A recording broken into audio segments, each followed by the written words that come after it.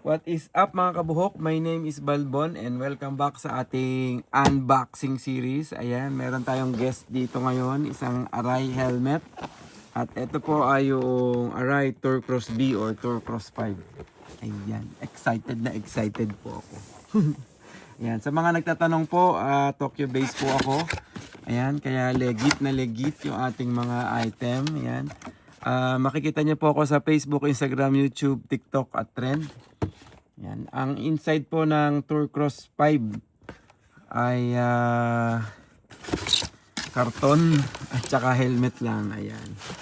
Meron naman mga manual. Pero kasi sa Arai, kabisado nyo na yan. Alam nyo na yung ating drill. Wala talaga siya ibang kasama kung hindi helmet lang. Yung pong anti-fog or extra lens, bibilin po natin yan. Hindi po kasama. Ayan. Dali, kuha lang tayo ng patungan na yan.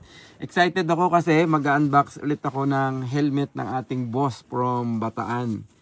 Hindi ko na po mabilang kung ilan na nabili niya.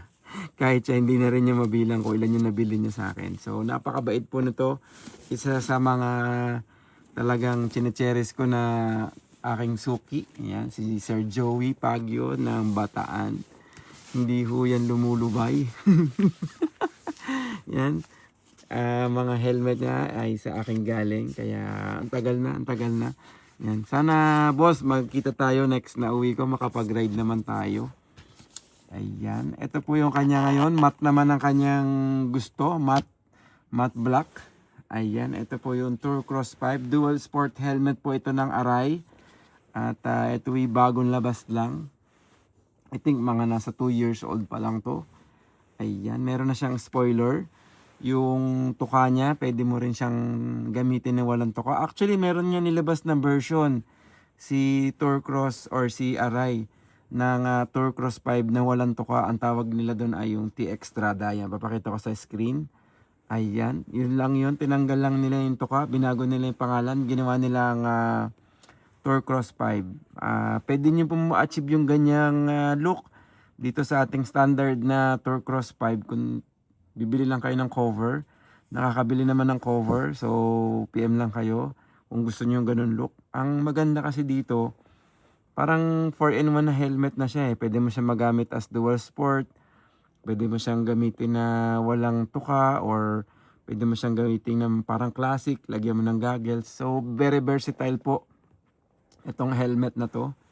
Ayan. So, sa mga plain po, marami silang available na pwedeng pamilian. Sa mga colors din po, meron sila mga blue, red.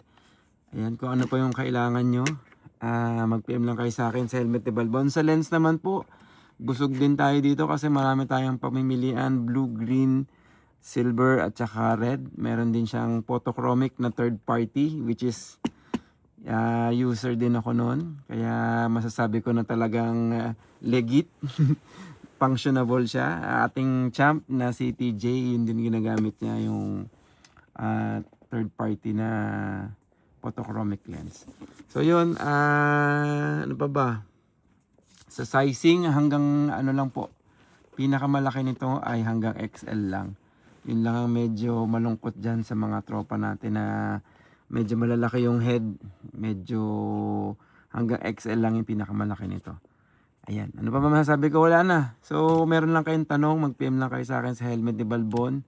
Lagi naman ako online and ready to answer your inquiries. So, yun po. Maraming salamat po sa inyo at sa katulad po ng mga boss natin na walang sawang sumusubaybay. Maraming salamat po sa inyo.